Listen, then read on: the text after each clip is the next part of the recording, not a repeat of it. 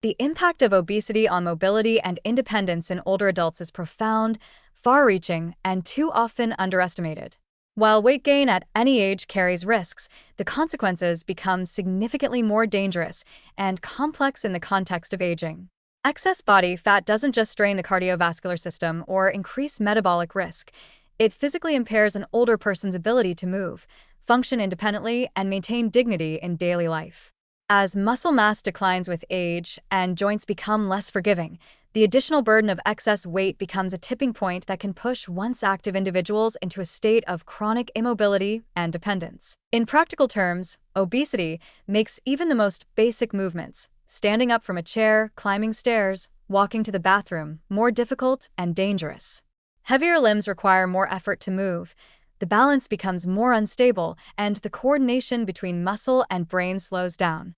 This leads to what's known as a mobility spiral, where reduced movement causes further loss of muscle, which in turn makes movement even harder. Eventually, this vicious cycle leads to frailty and a much higher risk of falling. Falls are not minor events for the elderly. They are the leading cause of injury-related deaths in adults over 65 and a major reason for hospitalization, long-term disability, and permanent loss of independence. Obesity compounds this risk dramatically.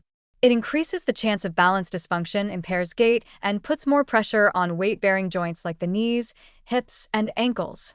In obese seniors, recovery from a fall is often slower, less complete, and more psychologically damaging, creating a fear of movement that further reduces activity and deepens the problem. Obesity also worsens conditions like osteoarthritis, which is already highly prevalent in older adults. The cartilage that cushions joints erodes more quickly under excessive pressure, leading to chronic pain, stiffness, and swelling. Many seniors with obesity avoid exercise because of this discomfort, which ironically accelerates joint degeneration.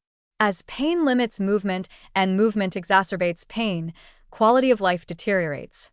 Simple acts like gardening, walking with grandchildren, or even bathing and dressing can become overwhelming, robbing older adults of autonomy and joy. Beyond physical limitations, obesity in aging adults takes a heavy toll on mental and emotional well-being.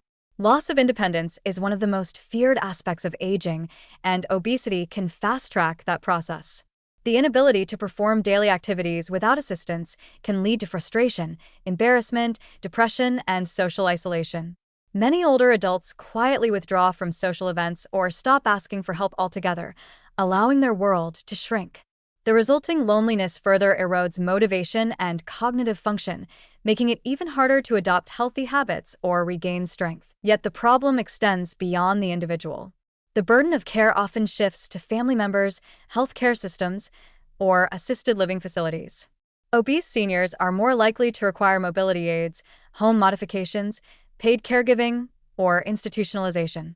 The economic and emotional cost of this dependency can be staggering for families already under stress. Healthcare professionals often struggle to provide appropriate care due to equipment limitations or increased complexity of treatment. These ripple effects highlight that obesity in old age is not just a personal issue, it is a societal one. Despite these bleak realities, there is still reason for hope and action. Mobility decline in obese seniors is not irreversible. In fact, research shows that even modest weight loss, as little as 5 to 10% of body weight, can dramatically improve physical function, reduce joint pain, and enhance overall mobility.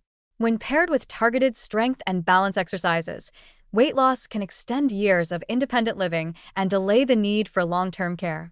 Structured programs that combine diet, resistance training, and physical therapy have shown success in restoring functional independence and preventing falls. Physical activity is crucial, but it must be appropriate and sustainable. High-impact exercise may be unsafe for someone with joint damage or poor balance, but gentle resistance training, water aerobics, walking programs, and chair yoga can provide major benefits. These low-barrier forms of movement help preserve muscle mass, improve circulation, and rebuild confidence. They also stimulate neuroplasticity and mood-enhancing neurotransmitters, giving seniors a sense of agency and hope. Nutrition, too, plays a vital role. Older adults with obesity often suffer from overfed and undernourished syndrome, consuming too many calories but too few nutrients. Shifting the diet toward more whole foods, lean proteins, fiber-rich vegetables, and healthy fats can support fat loss without compromising muscle. Adequate protein intake is especially critical to combat age-related sarcopenia and improve recovery after injury or illness. Assistive technology and home modifications can also empower seniors with obesity to remain active.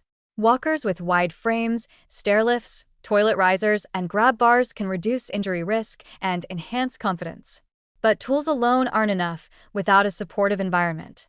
Friends, family, and caregivers must encourage gradual movement and celebrate small victories rather than simply compensating for lost function. Ultimately, obesity in older adults threatens far more than physical health. It attacks the very foundation of what makes life worth living: freedom, independence, self-respect, and connection. The decline in mobility is often silent at first, brushed off as normal aging. But it is not inevitable. Recognizing obesity as a key driver of functional decline and acting early can preserve the dignity and autonomy of millions of older adults. With compassionate care, strategic interventions, and a willingness to address the issue honestly, it's possible to extend not just the lifespan, but the health span and quality of life well into old age. Ignoring the problem comes at too high a cost, both individually and collectively.